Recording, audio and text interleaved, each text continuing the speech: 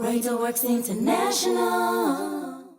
The sovereign God doesn't want his people to be in lack. But for many of us, nobody taught us that. And so when we come into the house of God or when we come into church, we always get this sense of it's a place when nothing are going for you, and when you mash up in a life and everybody with their church are old people, and it's just a place for go and mourn. But I bet to differ all of that. The house of God should be the richest place, the richest spot anywhere in any community. And so when people use terms like as poor as a church mouse is an insult to us. God says he became poor so that we might become rich. Why are we not rich? Lack of knowledge. We always get these things when people say, oh, Jesus was poverty stricken. Jesus poor. He was never poor. Hallelujah. I say this to some folks. If you're a zillionaire and you step down to a billionaire, you get poor, but you're still rich. Hallelujah. So Jesus stepped down one notch so that we can go up, but he was never poor. When you have the power and the authority to turn water into wine and to make stuff happen, you don't need for travel with money. Glory to God. And God wants to empower us. And all over the Bible, you see there, God will say, I don't want you poor, because he knows God is a good businessman. If you're poor, it's a little harder to serve God sometimes. That's the reality, because you struggle too much in your mind. And I'm not saying, no, if you're poor, you can't serve God. But I'm saying a poor person have it harder in life because, listen, especially in relationship, if things not paid are working, then not much not happen.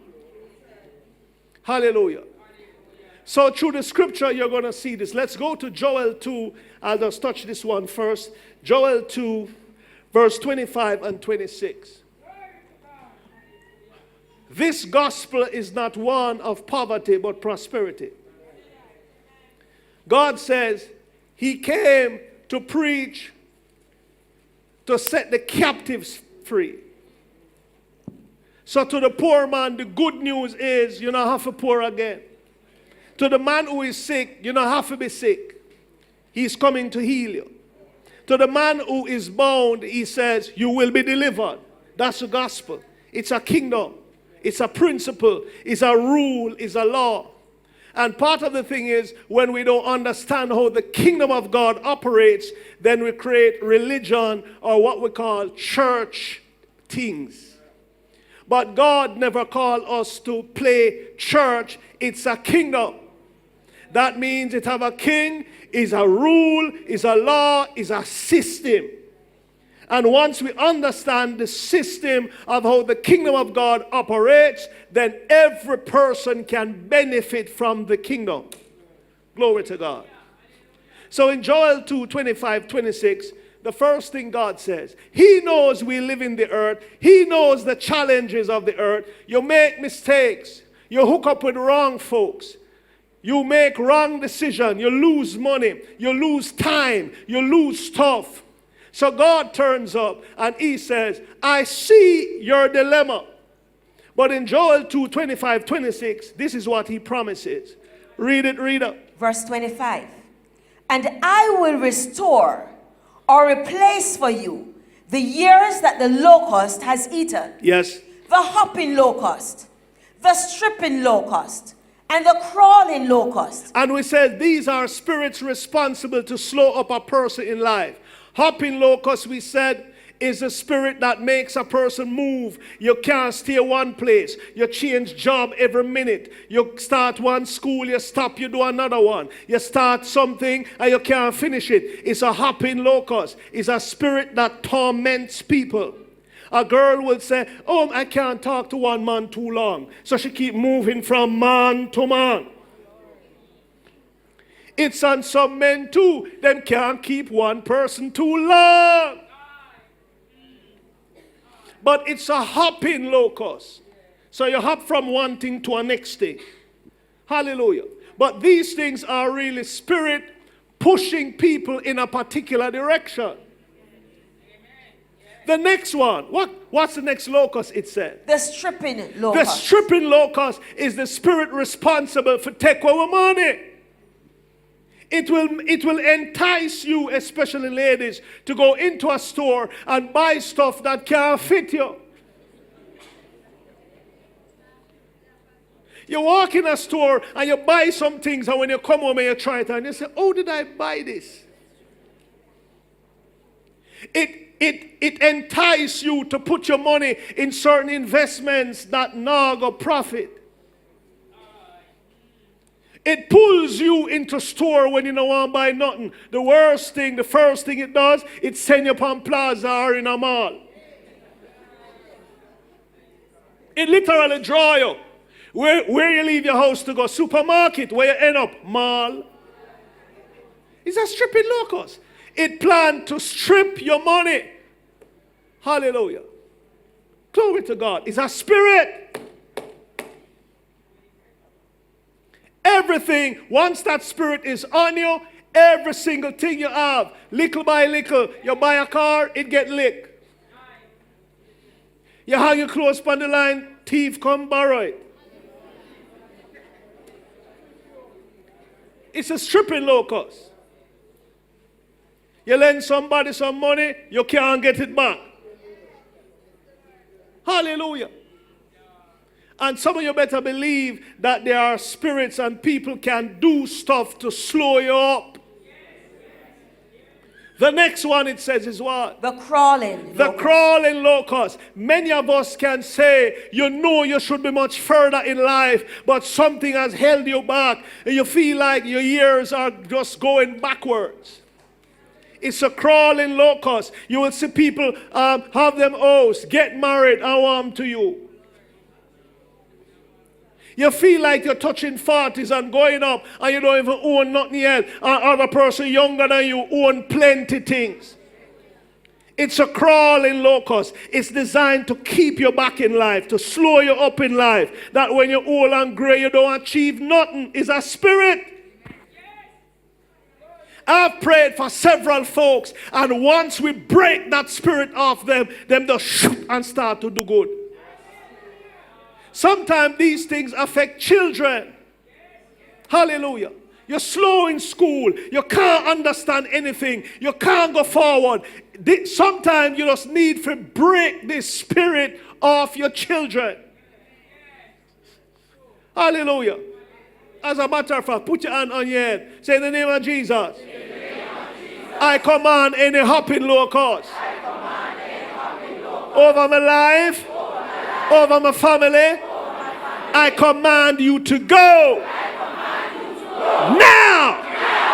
I command every stripping locust over my money, my household. I command you. Go now.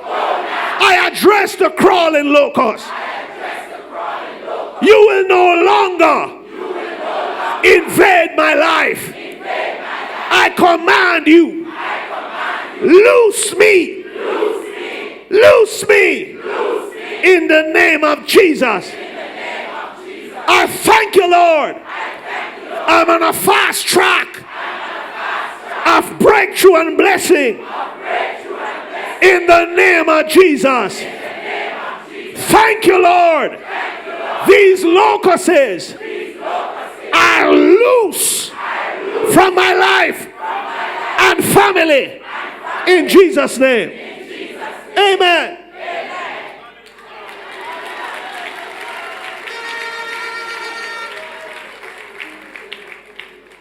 Finish reader. Verse 26. And you shall eat in plenty, In lack. In plenty. In little bit. In plenty. And you shall eat in plenty. And what? And be satisfied. Glory to God. And praise the name of the Lord your God. So God wants us to eat in plenty and satisfied. That not sound like lack. Touch your person and say, no more lack.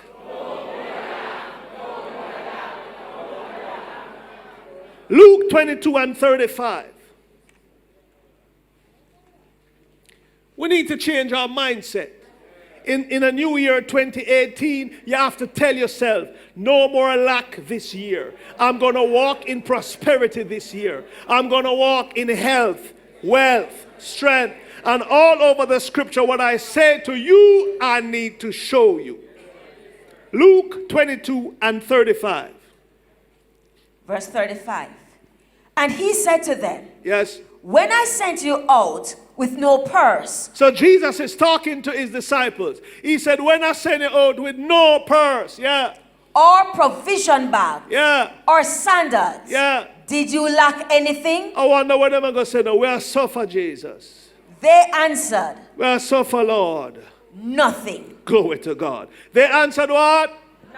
Nothing. Glory to God. So they said they lack nothing. So when you don't have no money, when stuff run low, God expects us to chip into the supernatural realm. One of the things he taught the disciple is this. He said to them, follow back on me. Don't carry nothing with you. I'm going to show you how to live in the earth when crisis appears. When crisis appears, he's saying, go into the supernatural realm. That's why he could say to one of his disciples, go down on the seaside, catch a fish, tear out him mouth, and you will see some money inside of it. Hallelujah. This is the problem we face. Little ministers, not many, can teach you how to walk in the supernatural. And 70% of the problems you'll have in this world are spiritual. You better listen to me. 70% of Jesus' ministry, read the Bible, he was casting out demons, he was healing the sick. They were all spiritual challenges. So if you don't know, you better listen to this man of God. Hobby are they about? Wicked people they about? So God expects that when the natural runs short, you chip into your supernatural. Picture a person run your business good. Somebody come because them now make no sale and sprinkle little powder in front of your business. Squeeze 2 green lime, left 2 skull and 2 dry coconut. And all of a sudden, your business start fail and stuff. And because you don't know what to do, most time people go back on one next obia man. So obia for obia. But God never intended to work that way. Somebody come, put powder there, you step out and say, in the name.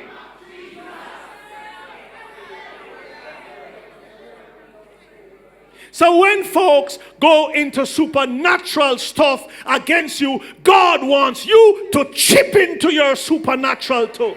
Hallelujah. And mash up some things we need for mash up. Hallelujah. Everybody shout, I have authority. I have authority. When? Glory to God. Hallelujah. You can't get a promotion. Call your promotion. That's how God set us to function in the earth. I don't have a job, use my mouth and call a job. You want customers, use your mouth and call customers from the east, west, north and south. Don't be silent, open your mouth. God made you to function in authority just like him.